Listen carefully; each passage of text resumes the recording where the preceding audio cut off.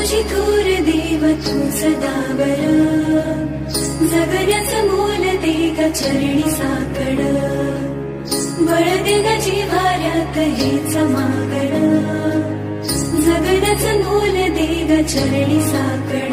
ये साकड घाली तो गाभाऱ्यात माथा, आभाळावरून राहू दे र कृपा, नमन तुझे मी करीतो र देवा, भरून झरू दे तुझी चर कृपा.